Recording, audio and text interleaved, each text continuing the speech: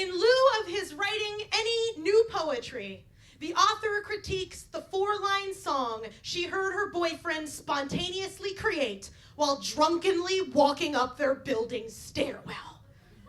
Line 1, sandwich, I'm gonna eat you. The poem grabs me from the first line. Sandwich, I'm going to eat you. It's direct and animalistic. Most people would assume that if a panda-shaped drunk guy buying a sausage, egg, and cheese sandwich at 4 in the morning, the intention would be to eat the sandwich. But you offer an alternate reality where the sandwich is purchased, but not to be eaten. But for what? It is a question you pose, but do not answer. I am not the sandwich, yet I feel the terror as if I am the sandwich. You are speaking to me. You are speaking directly to me. And you are going to eat me.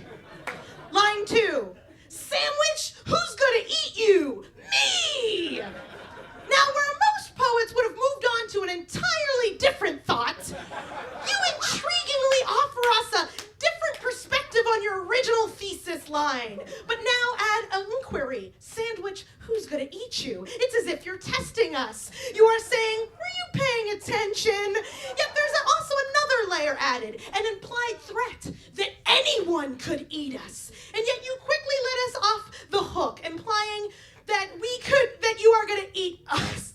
Line 3, sandwich, I'm going to eat you. The second repetition of the first line, sandwich, I'm gonna eat you, seems to underscore what is plainly obvious. You are gonna be eating this fucking sandwich.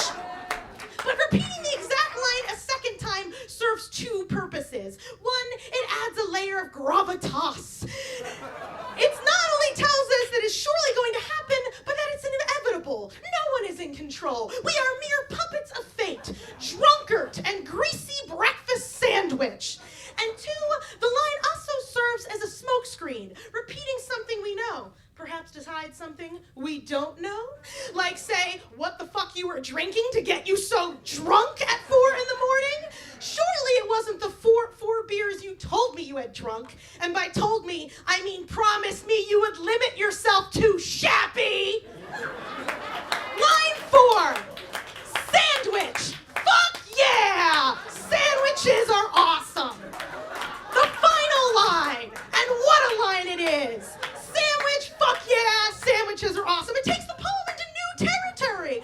First of all, the use of profanity. I feel like it's absolutely necessary, considering the intended audience of the piece, both the sandwich and our neighbors who were probably asleep.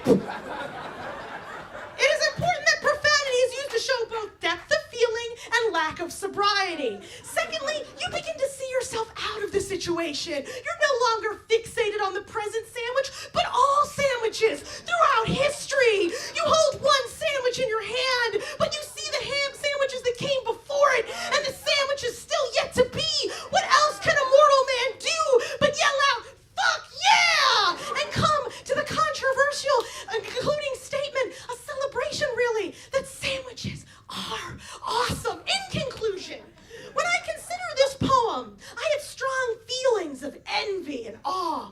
Oh, to be this sandwich, this soppy egg and cheese sandwich, its glistening coin of hot sausage, its pale, reliable deli bun.